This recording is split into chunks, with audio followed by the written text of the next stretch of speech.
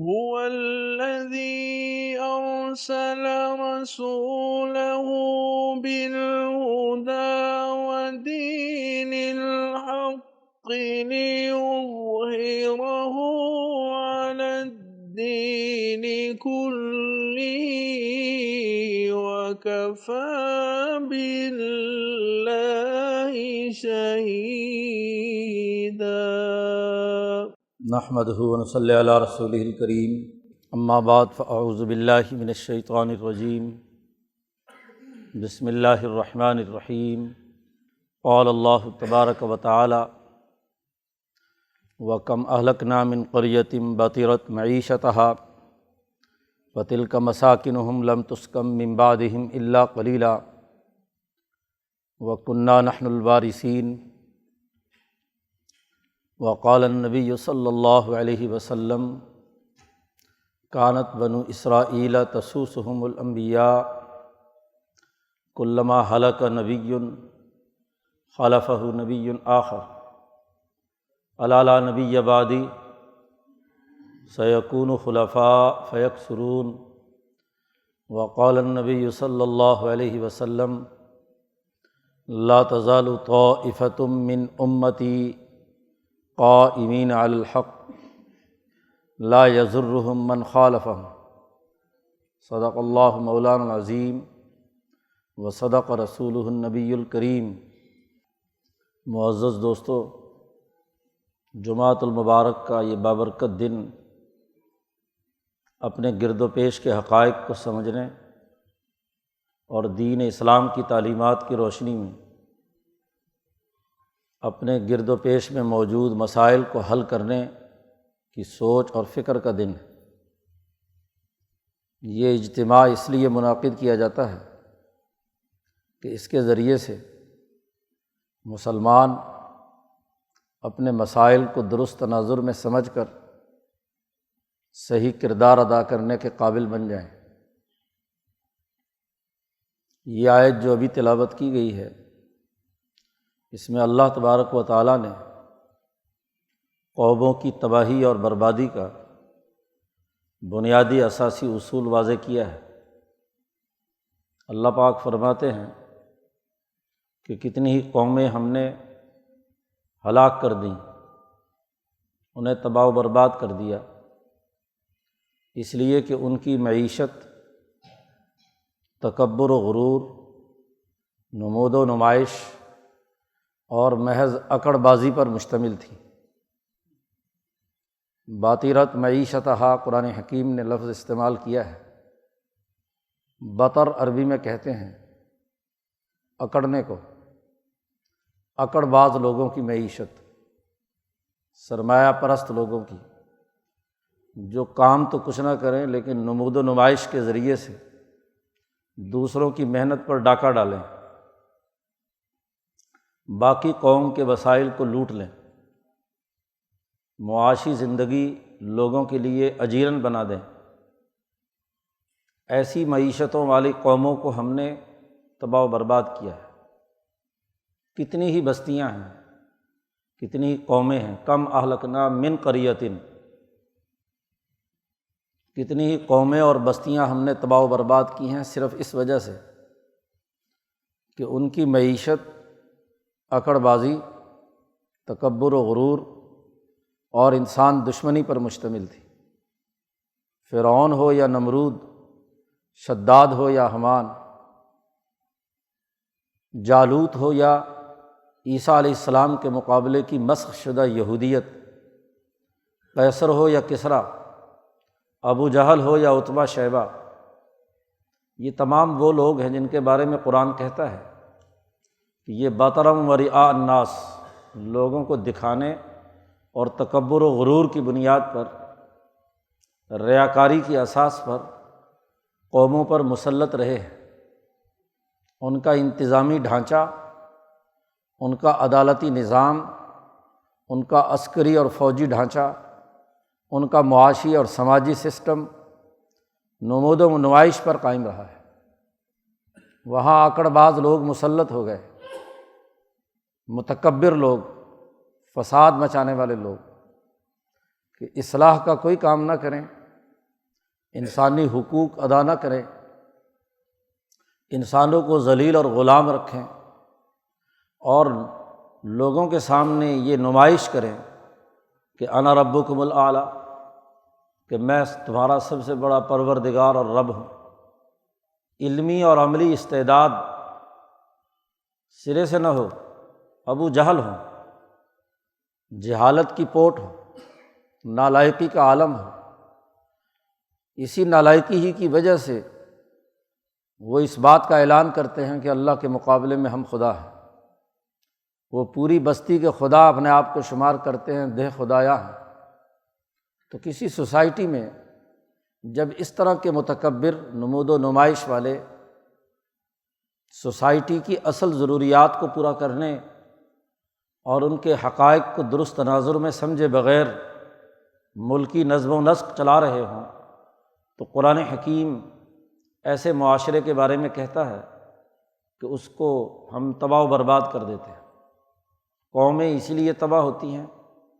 ہلاکت کے کنارے پر اسی لیے پہنچ جاتی ہیں کہ ان میں اس طرح کے لوگ پیدا ہوتے ہیں۔ وہ تو پیدا ہوتے سو ہوتے ہیں، لیکن عوام بھی ایسے ہی لوگوں کو پسند کرتے ہیں، وہ بھی ایسے ہی حکمرانوں کے پیچھے چلنے لگتے ہیں، وہ بھی فرعون کو خدا بنانے لگتے ہیں، نمرود کو خدا سمجھنے لگتے ہیں، قیصر و کسریٰ کو خدائی اختیارات کا مالک سمجھنے لگتے ہیں۔ تو جب کسی سوسائٹی کا سیاسی، معاشی، سماجی نظام، جس کو قرآن پوری معیشت سے، دنیا کی زندگی بسر کرنے کے تمام دائروں سے تعبیر کرتا ہے، جب وہ اس طرح سے بن جائے تو ایسی قوموں کو، ایسے ممالک کو، ایسے علاقے کے لوگوں کو ہم تباہ کر دیتے ہیں۔ لیڈروں کو اس لیے کہ انہوں نے وہ نمود و نمائش اور تکبر کا راستہ اختیار کیا، اور عوام کو اس لیے کہ وہ ایسے جھوٹے لیڈروں کے پیچھے چلے، جس کے نتیجے میں سوسائٹی مسلسل زوال کی طرف جانا شروع ہوئی۔ تمام لوگ اسی مرض میں مبتلا ہو گئے، اور جب کسی سوسائٹی میں یہ نمود و نمائش، تکبر اور غرور کی عادت حکمران طبقے میں آتی ہے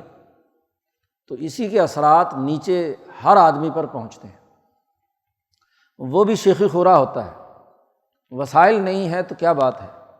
لیکن اس کے اندر بھی یہ مرض پیدا ہوتا ہے کہ وہ بھی سرمایے کی چمک دمک،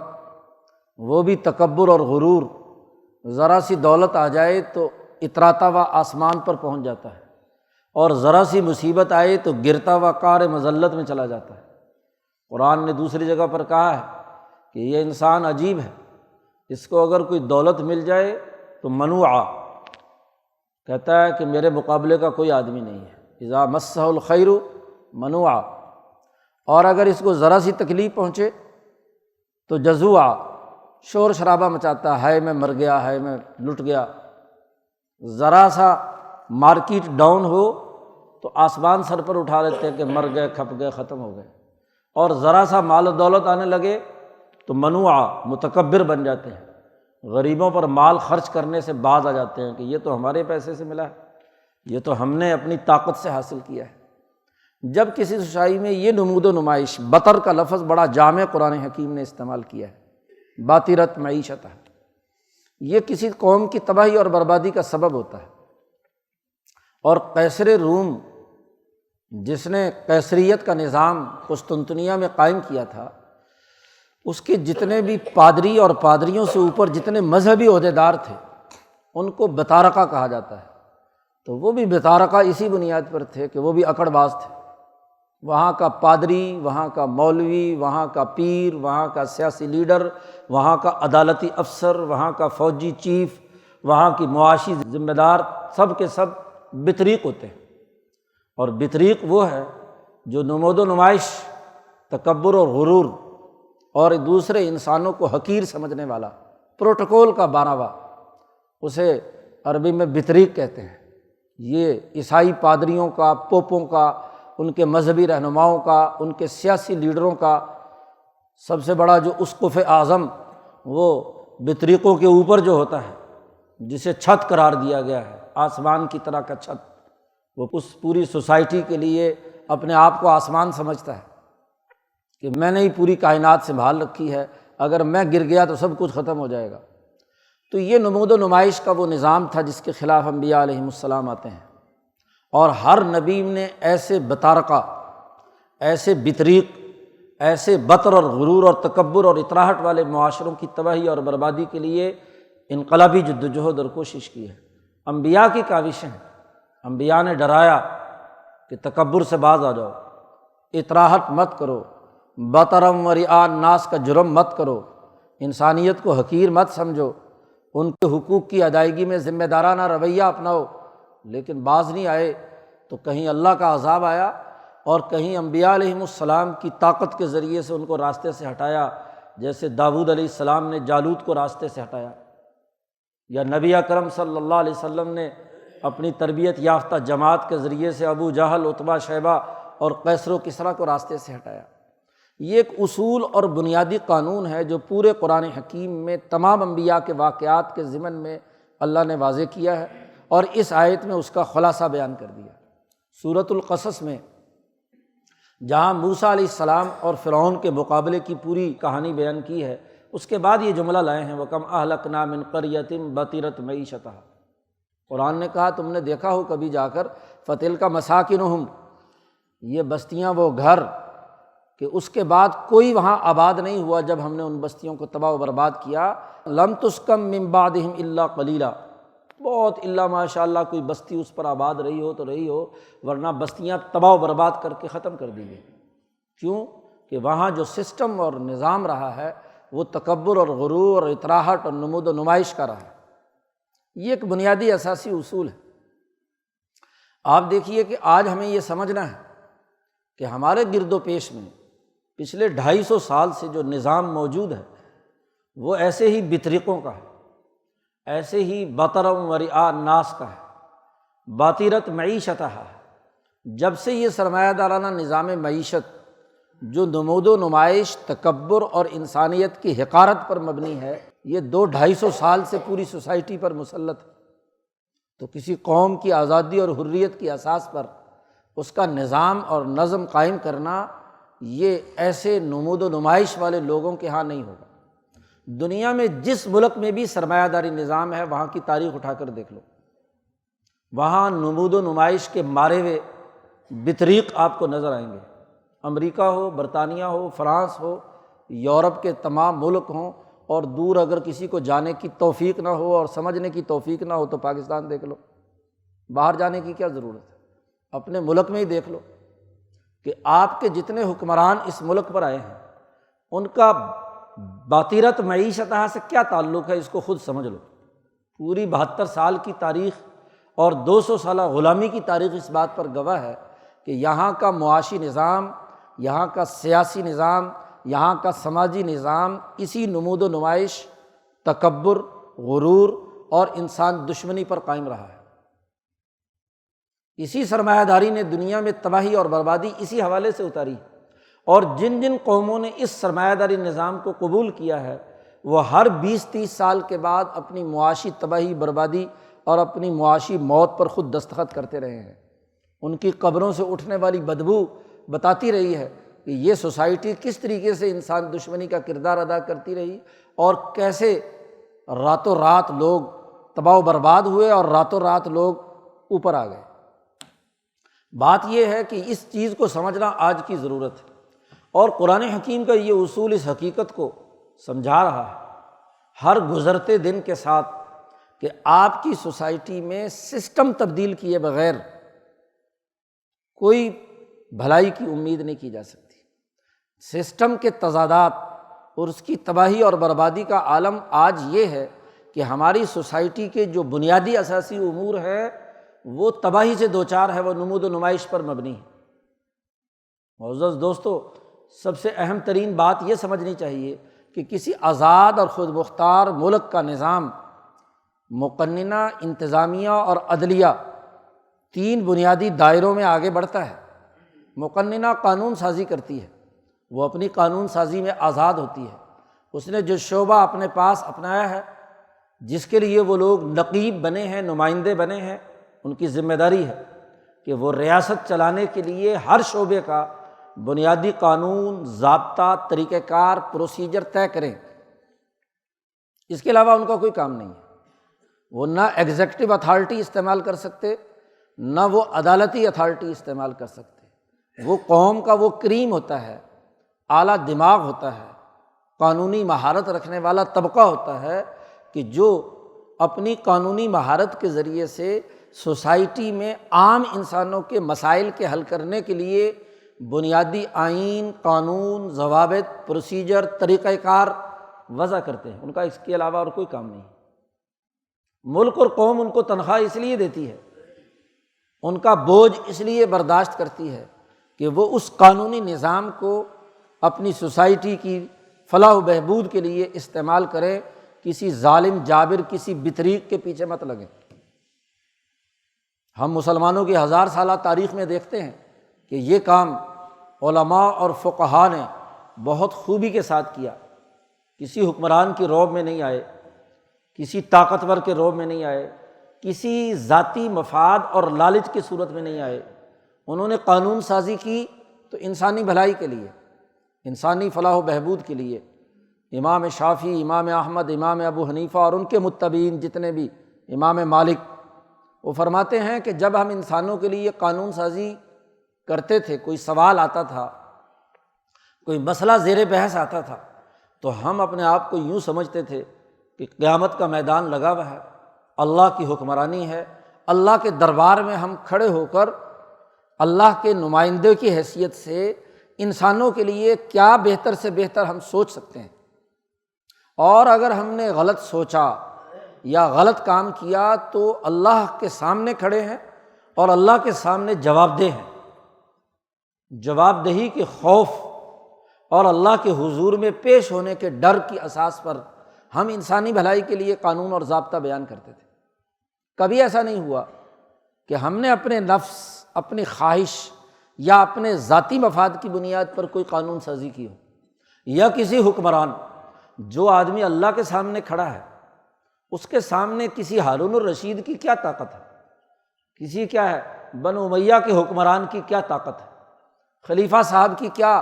اس کے سامنے اتھارٹی ہے۔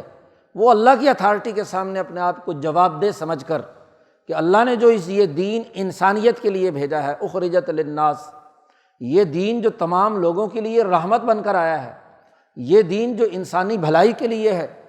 تو اس کے لیے ایک قانون بنانا ہے انسانوں کی فلاح و بہبود کے لیے، بلا تفریق، رنگ، نسل، مذہب، خالصتاً انسانی بنیادوں پر، اور اس سلسلے میں ہمیں جواب دہ ہونا ہے ذات باری تعالیٰ کو۔ دنیا کی کسی رب جو ہے اربابا من دون اللہ، اس کا کوئی تعلق ہمارے ساتھ نہیں ہے، اس کی کوئی حیثیت ہمارے سامنے نہیں ہے، اور ڈر اور خوف بھی ہے، عجز و انکساری بھی ہے، خدمت انسانیت کا جذبہ بھی ہے، نمود و نمائش اور تکبر تو دور سے بھی ان کے قریب نہیں گزرا۔ اللہ کے سامنے حاضر ہو کر اخلاص اور للہیت کے ساتھ وہ پورا قانون بناتے تھے، اور وہ قانون انسانیت کے لیے فلاح و بہبود کا ضامن بنتا تھا۔ اسی طریقے سے جو مسلمانوں کی 1000 سالہ تاریخ میں جو ایگزیکٹو پاور استعمال کرنے والے حکمران تھے، وہ ابو بکر صدیق ہوں یا عمر فاروق، وہ ولید ابن عبد الملک ہو یا ہشام ابن عبد الملک، وہ ہارون الرشید ہو یا اس کے بعد آنے والے حکمران خلفائے عثمانی ہوں یا کوئی بھی، وہ اپنے آپ کو اللہ کا نائب، اللہ کا نمائندہ، اللہ کے سامنے جواب دے، ان کا ماتھا زمین پر رگڑتا تھا۔ انہوں نے کبھی تکبر اور غرور انسانیت کے سامنے نہیں کیا۔ بادشاہت انسانیت نے جو خلافت کی ذمہ داری آدم پر عائد کی ہے، تو آدم کے ان اولو العزم انسانوں پر وہ تقاضا غالب رہا کہ وہ اللہ کے نمائندے بن کر دربار میں پیش ہو کر ہم اللہ کے سامنے گویا کہ حاضر ہیں، اور اللہ نے ہمیں جو حکم دیا ہے یا جو ذمہ داری دی ہے، اس ذمہ داری کے بوجھ تلے دبے ہوئے ہیں کہ اس ذمہ داری سے ٹھیک ٹھیک عہدہ برآ ہو۔ وہ اورنگزیب عالمگیر ہو، شاہجہاں ہو، یا مسلمانوں کے اولو العزم نمائندے عمر بن عبدالعزیز ہوں، یہ وہ لوگ ہیں جو اپنے آپ کو عجز و انکساری کا پیکر۔ ابو بکر صدیق پر حکمرانی کا بوجھ پڑا تو کہتے کاش کہ میں یہ تنکا ہوتا، کاش کہ میں فلاں ہوتا، مجھ پر یہ بوجھ نہ ہوتا، اس بوجھ نے میری کمر جھکا دی، مجھے کیا ہے بوڑھا کر دیا۔ تو آپ دیکھیے کہ 2 ہی سال میں حضور صلی اللہ علیہ وسلم کے بعد اپنے اس کو بوجھ سمجھا، اور اس بوجھ کی ادائیگی کے لیے ہر ممکن تن من دھن قربان کر دیا عمر فاروق رضی اللہ تعالیٰ عنہ۔ تو ایگزیکٹو پاور استعمال کی اور اس کے مطابق کردار ادا کیا۔ آپ دیکھیے کہ عمر فاروق سے بڑا اس وقت نہ کوئی فقیہ ہے نہ قانون ساز ہے، لیکن قانون سازی کے لیے مجلس مشاورت بلاتے ہیں، ان سے رائے لیتے ہیں کہ قانون کیا ہونا چاہیے، ضابطہ کیا ہونا چاہیے۔ صرف اپنی ذاتی رائے پر نہیں، ذاتی رائے عمر فاروق کی عراق کی زمینوں کے بارے میں کچھ تھی اور باقی سارے لوگوں کی رائے اور تھی۔ تو پہلے دلائل سے قائل کیا، سب لوگ مطمئن ہوئے کہ انسانی بنیاد کیا ہے، سوالات اٹھائے اور پھر اجتماعی رائے اور مشاورت سے حضرت عمر فاروق رضی اللہ تعالیٰ عنہ نے فیصلہ کیا۔ تو ایگزیکٹو پاورز کا مطلب یہ نہیں ہے کہ وہ قانون سے بالا تر ہے۔ عمر فاروق قانون بنانے لگتے ہیں کہ نکاح بہت مہنگے ہو گئے، عورتوں کے مہر لوگوں نے ڈھیروں سونے باندھنے لگے، تو عمر فاروق نے ارادہ کیا کہ آج کے بعد پابندی لگا دی جائے کہ عورتوں کا مہر تھوڑا ہونا چاہیے تاکہ آسانی سے نکاح ہو اور نکاح کی مصیبت مردوں پر زیادہ بوجھ نہ بنے۔ تو ایک بڑھیا آ گئی، اس نے کہا او عمر تم کون ہوتے ہو ہمارے حقوق پر ڈاکہ ڈالنے والے؟ جب اللہ نے کہا ہے کہ آتیتم احداہن قنطارا فلا تاخذوا منہ شیئا، کہ اگر ایک سونے کا ڈھیر بھی اگر مہر میں باندھا گیا ہو تو تم اس سے واپس نہیں لے سکتے عورت سے۔ تو قنطار کا خود قرآن نے ذکر کیا ہے، تو اگر ڈھیر سونے کا مہر کے اندر باندھا جا رہا ہے تو تمہیں کیا مسئلہ ہے؟ اب قانون کا پابند حکمران کیا کہتا ہے؟ کان عمر وقافا عند کتاب اللہ،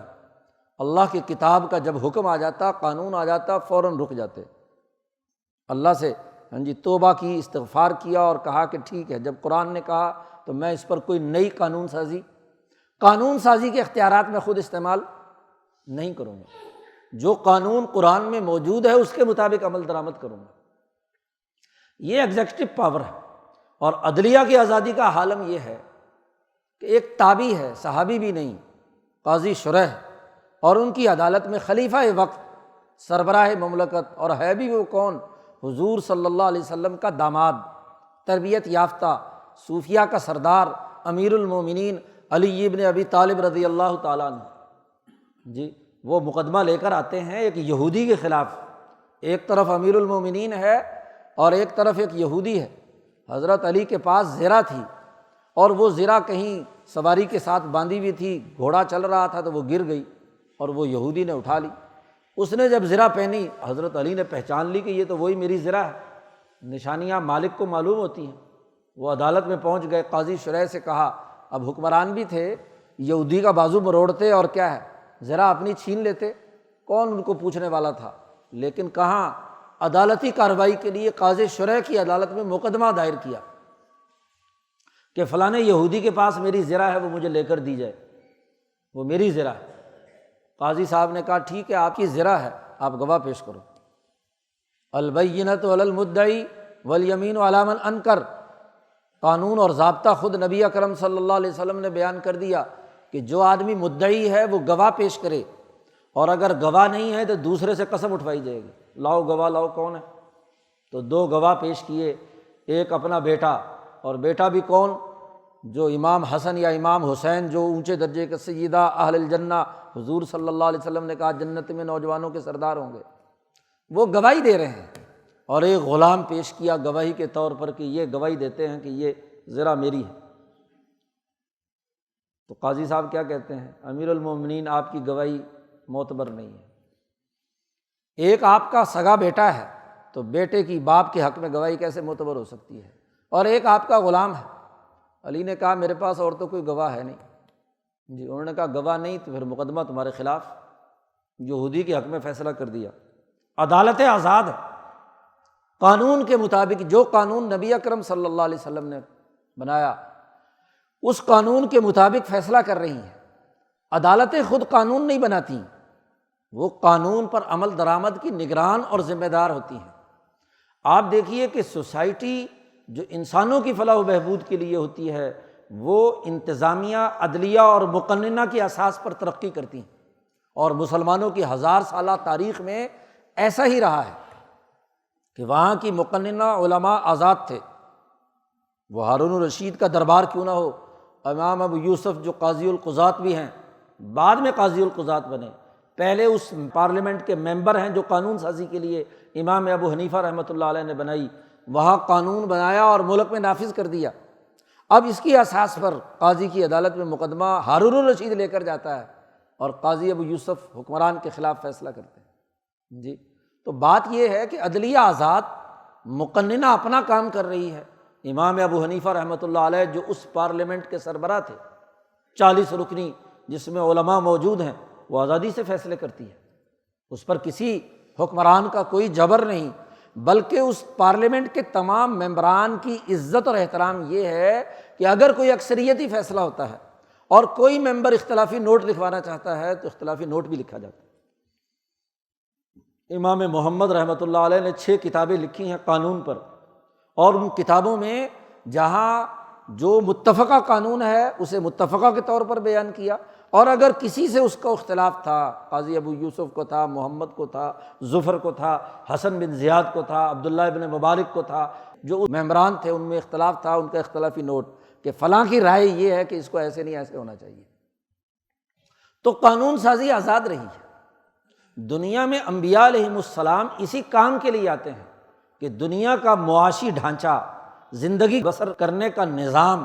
وہ ان اصولوں پر قائم ہو تاکہ سوسائٹی کی اجتماعیت برقرار رہے۔ اور آج بھی کہنے کو تو یہ گو قانون تسلیم کر لیا گیا کہ انتظامیہ کا دائرہ الگ ہے، عدلیہ کا دائرہ الگ ہے، اور اسی کے ساتھ ساتھ مقننہ کا دائرہ الگ ہے، لیکن آپ دنیا بھر کے تمام سرمایہ دار ملکوں کا جائزہ لے لو، ان ملکوں میں مقننہ سرمایہ داروں کی غلام ہوتی ہے، وہاں بطریق بیٹھے ہوتے ہیں، تکبر اور غرور، سرمایہ پرستی۔ انسانی مسائل کیا ہیں اس کے حوالے سے قانون سازی نہیں، سرمایہ کا مفاد کس میں ہے، دولت مند کا مفاد کس میں ہے، طاقتور کا مفاد کس میں ہے، اس کے لیے قانون سازی کرتے ہیں۔ عدالتیں بیٹھی ہوئی ہیں وہ اس کام کے لیے کہ وہ اس قانون میں سے سرمایہ دارے کو کیا فائدہ پہنچایا جا سکتا ہے، سرمایہ دار کے لیے کیا فیصلہ لکھنا ہے، طاقتور کے لیے کیا فیصلہ لکھنا ہے، اور اگر بیچارہ کوئی غریب کمزور ہے، کمزور خاندان کا ہے، تو اس کے بارے میں کیا کہنا ہے اور کیا فیصلہ کرنا ہے۔ اس کا مقدمہ 100 سال چلتا رہے تو کوئی نہیں، اور کوئی طاقتور ایک دفعہ شکنجے میں آئے تو چند ہی دنوں میں کیا ہے، اس کو رہا کرنے کے تمام قوانین بائی لاز اٹھا کر ایک طرف رکھو اور اٹھا کر باہر پھینکو۔ اسی طریقے سے آپ دیکھیے کہ اس ملک کی جو ایگزیکٹو پاورز رکھنے والے ہیں وہ پوری سوسائٹی کے لیے نمود و نمائش کے نمائندے ہیں۔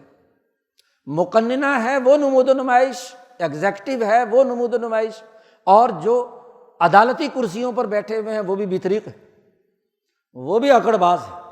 وہ بھی تکبر ہے۔ آپ بتلائیے کہ جب عدالتیں ایگزیکٹو یا انتظامیہ کے اختیارات میں دخل دینے لگ جائیں تو وہ سوسائٹی کیسے زندہ رہ سکتی ہے، وہ کیسے کردار ادا کر سکتی ہے؟ اور اگر ایگزیکٹو وہ یہ کام کرے، مقننہ یہ کام کرے، مقننہ کی کوئی حیثیت نہ ہو، خود ہی الیکشن کے رولز اینڈ ریگولیشن بنائے، اور جب پارلیمنٹ بن جائے تو مسئلہ پارلیمنٹ میں حل کرنے کے بجائے دھرنے کے ذریعے سے حل کرنا ہے، سڑکیں بلاک کرنی ہے، لوگوں کے راستے روکنے ہیں، لوگوں کو مصیبت میں مبتلا کرنا ہے۔ اس سے زیادہ بڑی نمود و نمائش والا کوئی سسٹم ہو سکتا ہے؟ 70 سال کی کہانی سن لو، آپ کو یہی کچھ نظر آئے گا، باہر عوام کے سامنے بڑکے ہیں، لیکن جو ادارہ جس کام کے لیے بنا ہے وہ کام کیا ہے یا نہیں؟ وہاں تو پیسے خرچ کر کے منتخب نمائندگی کے نام پر پارلیمنٹ میں جا کر اپنی تنخواہیں بڑھانا اور اپنے مفادات کے لیے فیصلے کرنا ہے۔ غلامی کا 200 سالہ نظام، اس کو درست کرنے کے لیے کوئی نیا نظام، نیا آئین، نیا قانون، نیا ضابطہ نہیں ہے۔ آج چیف صاحب کہتے ہیں کہ جی آرمی ایکٹ میں فلاں چیز نہیں ہے، فلاں چیز نہیں ہے۔ غلامی کے زمانے میں انگریزوں نے اپنے مفادات کے لیے اس قوم کو غلام بنانے کے لیے جو ملٹریزم بنایا تھا، اس کے لیے ویسا قانون تھا، انہوں نے بنا لیا۔ 100 سال 150 سال پرانا نظام ہے، تم نے کبھی سوچا اور غور و فکر کیا کہ اس کو بدلنے کی ضرورت ہے؟ تم عدالت میں بیٹھ کر کہتے ہو، کرسی پر بیٹھ کر کہتے ہو کہ یہ عدالتیں انصاف کے لیے نہیں بنی بلکہ قانون کے مطابق انصاف کے لیے بنی ہیں، تو جیسا قانون ہوگا ویسا ہم انصاف کریں گے۔ ہفتہ پہلے آپ یہ بات کہتے ہیں اور ہفتے بعد ہی قانون موجود نہیں ہے اور لیکن خود اپنی اتھارٹی سے کیا ہے، پارلیمنٹ کو ہدایات دے رہے ہیں کہ اس کے مطابق اتنے مہینے میں جا کر تم نے فیصلہ کرنا ہے، قانون بنانا ہے۔ کیا بات ہے، اس سے زیادہ نمود و نمائش کوئی باطرت معیشتہا کے جملے پر غور کیجئے اور اس کی وسعت اور آفاقیت پر غور کیجئے کہ پورے 70 سالوں میں بلکہ سرمایہ دارانہ ملکوں میں ہر جگہ وہ امریکی صدر قانون کا مذاق اڑاتا ہے، جو چاہے مرضی معاہدہ کرے اس کو توڑ دے، جو کوئی سسٹم بنے اس کو توڑ دے، جب جی چاہے چین سے لڑائی شروع کر دے، جب جی چاہے ایران سے معاہدے توڑ دے، جب جی چاہے عراق پر تباہی اتار دے، جب جی چاہے شام میں پہنچ جائے۔ یہ تکبر اور غرور کا نظام۔ وہ برطانیہ کے نمائشی لیڈر جو 3 سال سے یہ فیصلہ نہیں کر سکے کہ ہم نے یورپی یونین میں رہنا ہے یا یورپی یونین سے علیحدہ رہنا ہے، ہر سال 2 سال بعد نیا الیکشن کرتے ہیں، نئی پارلیمنٹ کرتے ہیں، نئی نام نہاد جمہوریت کا ڈنڈورا پیٹتے ہیں، اور پھر وہ پارلیمنٹ آپس میں لڑنے لگتی ہے۔ اس میں یہ اہلیت اور صلاحیت نہیں ہے کہ وہ اپنے ملک کو اس دلدل سے نکال سکیں جس میں 3 سال سے پھنسے ہوئے ہیں۔ تو کیسی جمہوریت؟ یہ باطرت معیشتہا نہیں ہے، یہ نمود و نمائش کے ڈھول نہیں ہے، یہ بطریق نہیں ہے، یہ تکبر اور غرور کے نمائندے نہیں ہیں۔ فرانس کا حال دیکھ لو، پوری یورپی یونین کا حال دیکھ لو، دنیا کے 100 سے زائد سرمایہ دار ملکوں کی ہر ایک کی قصہ کہانی سن لو، وہ ایک ہی نظر آئے گی جی، کہ وہاں کی مقننہ ناکارہ نمائشی لوگوں پر مشتمل، صرف سرمایے کے مفاد کے لیے کردار ادا کرتی ہے، انسانیت کے مقاصد کے لیے قانون سازی کرنا اس کی بس کی بات نہیں ہے۔ ان کا عدالتی نظام وہ لاقانونیت کی اساس پر طاقتور کے حق میں فیصلے کرتا ہے، اور غریبوں کے کیس 100 سال 150 سال سے چل رہے ہیں، کوئی اس کے لیے کردار نہیں ہے۔ ان کی ایگزیکٹو پاورز، انتظامیہ اے سی سے لے کر وزیر اعظم تک جی، چیف منسٹر تک، آپ ان تمام کو دیکھو، یہ نمائشی بت ہیں جو آپ پر مسلط ہیں، ان کے وزیر بت ہیں۔ اگر کسی قانونی ٹیم میں یہ اہلیت اور صلاحیت نہیں کہ وہ کوئی صحیح سمری بنا سکیں، تو وہ قانونی ٹیم قانون کی ذمہ داریاں سنبھالنے کے قابل ہے، اور اگر نہیں بنا سکی بالفرض تو اس پر بھی سوچنا چاہیے کہ قانون ہے کیا۔ کوئی قانون ہوگا تو قانونی ماہر اس پر کوئی صحیح سمری بنائے گا، جب قانون ہی نہیں ہے، ضابطہ ہی نہیں ہے، ایگزیکٹو نے آرڈر جاری کرنا ہے اپنی آمریت کے بل بوتے پر، تو پھر جیسا کیسا مرضی لکھ کر لاؤ، بس صرف گھگی مارنی ہے اس کے اوپر۔ ہر گزرتے دن کے ساتھ پاکستان کے یہ تمام شعبے اس حقیقت کی نشاندہی کر رہے ہیں کہ یہاں کا سسٹم اتنا بوسیدہ، اتنا ناکارہ، اتنا انسانیت دشمنی کا ہو چکا ہے کہ سوسائٹی کے لیے کوئی ڈلیور نہیں کر سکتا۔ یہاں اس لوٹ مار کے اور تکبر اور غرور کے سسٹم میں جو بھی نیک سے نیک آدمی بھی منتخب ہو کر پارلیمنٹ میں چلا جائے، زیرو ہو جائے گا، کوئی کام کرے گا نہیں، نمود و نمائش کا نمائندہ ہوگا۔ انتظامیہ میں چلا جائے، اے سی ڈی سی بن جائے، تو جو کوئی کام کرنا چاہے، نیا آیا ہوا تو پرانے والے کہتے ہیں، ڈی ایم جی والے، اور سونیا تو بہت ایکٹیو ہو گیا ہے جی، اس سسٹم میں ہمارے ساتھ حصے دار بنو، نہیں تو تمہیں راجن پور پھینک دیں گے، تمہیں فلانی جگہ پھینک دیں گے۔ آپ بتائیے کہ انتظامیہ میں جو جاتا ہے تباہ و برباد ہو جاتا ہے، وہ کوئی فیصلے کرنے کے قابل نہیں ہوتا۔ جو نیا کوئی جج بنے اور عدالتی کرسی میں داخل ہو، اور کوئی نیک اور شریف آدمی بھی ہو، بھی کرنا بھی چاہے تو نہیں کر سکتا، کیونکہ وہ پورا عدالتی پروسیجر مافیاز کے قبضے میں ہے، گروپ ہیں اپنے مفادات کے، وہ جب جی چاہیں کہیں ہم نے سو موٹو لیا ہے، جب جی چاہیں نہیں جی تمہاری درخواست کی سماعت کر رہے ہیں، اور پھر بولنے بھی نہ دے۔ اس سے زیادہ سنگین مذاق اس قوم کے ساتھ اور کو ہوگا؟ اور اس سے بڑی خرابی کی بات یہ کہ 22 کروڑ لوگ ایسے ناکارہ سسٹم کو قبول کیے ہوئے ہیں، ایسے بطریقوں کو اور متکبر لوگوں کو، ایسے انسان دشمن لوگوں کو، جن کی تباہی اور بربادی کا فیصلہ قرآن نے سنایا ہے، ان کو اپنا حکمران مانے میں، ایسے جاہلوں اور احمقوں کو جو سوائے نمود و نمائش کے کردار کے اور کوئی کام کرنے کی اہلیت اور صلاحیت سے محروم ہے۔ نہ ان کا منتخب نمائندہ کوئی کارکردگی دکھا رہا ہے اور نہ دکھا سکتا ہے اس سسٹم میں رہتے ہوئے، نہ کوئی عدالتی افسر، نہ کوئی انتظامی افسر۔ اور اگر کسی قوم کے یہ تینوں ادارے قرآن کی اس تعلیم کے مطابق باطرت معیشتہا ہو، تو پھر اس کے لیے سوائے تباہی بربادی کے اور کچھ نہیں۔ قرآن نے کہا ہے تم سے زیادہ طاقتور لوگ، مکے والوں سے کہا تھا تم سے زیادہ طاقتور لوگ تھے یہ قوم عاد و سمود، ہم نے ان کو تباہ کر دیا، تم کس بات کی مولی ہو؟ اگر پچھلے 8,000 سال کی تاریخ میں ایسے کرپٹ اور ایسے ظالم، ایسے نمود و نمائش کے مارے ہوئے مریض اور نفسیاتی مریضوں کے معاشروں کو اللہ نے تباہ و برباد کر دیا، تو یہ تمہارا ملک اور تمہاری اس دور کا نظام یہ کس حیثیت کا قابل ہے؟ آج اس ملک کا یہ سسٹم چیخ چیخ کر پکار رہا ہے کہ یہ انسانیت کے لیے کوئی نفع بخش کام کرنے کی اہلیت سے محروم ہے، اور یہاں قومی امنگوں اور ملی تقاضوں کے مطابق قرآن کی تعلیمات کے اساس پر اپنا نظام بنانے کی ضرورت ہر گزرتے دن کے ساتھ مزید اپنی حیثیت منوانے کے لیے سامنے آ کھڑی ہوئی۔ آج یہ کیسا مسلمان ہے، مسجدوں میں نمازیں پڑھتا ہے، جی تسمیہ گھماتا ہے، مسجد حرام میں جا کر حج اور عمرے کرتا ہے، رمضان کے اندر روزے رکھتا ہے، خوش الحانی سے تلاوتیں سنتا ہے، لیکن قرآن کے اس حکم پر عمل درآمد کے لیے تیار نہیں کہ یہ اپنی قومی آزادی، اپنی معیشت کو درست کرنے کے لیے نمود و نمائش کے اس پورے ٹولے کو اٹھا کر باہر پھینکے اور قومی آزادی اور ملی تقاضوں اور اسلام کی تعلیمات کے مطابق اپنا نظام قائم کرنے کے لیے جد و جہد اور کوشش کرے۔ کیوں؟ اور یاد رکھیے، جب کسی قوم پر ایسے نالائق بطریق مسلط ہو جائیں تو ان کے خلاف مزاحمت کرنا فرض اور واجب ہو جاتا ہے۔ اور اگر کوئی قوم یہ نہیں کرتی تو وہ تو ڈوبے تھے، تم بھی ساتھ ڈوبو گے، جی وہ تو ڈوبے تھے۔ جب صنم ڈوب جاتا ہے، نمود و نمائش کا جو بت تم نے تراش کر رکھا ہے، پیپلز پارٹی والوں نے ایک بت بنا رکھا ہے، مسلم لیگ والوں نے بت بنا رکھا ہے، جمعیت والوں نے ایک بت بنا رکھا ہے، عدالت والوں نے اور وکیلوں نے ایک بت بنا رکھا ہے، انتظامیہ نے ایک بت بنا رکھا ہے، یہ جو تم نے بت تراشے ہوئے ہیں، یہ جب صنم گریں گے تو ان کے ساتھ باقی سارے کے سارے بھی گریں گے۔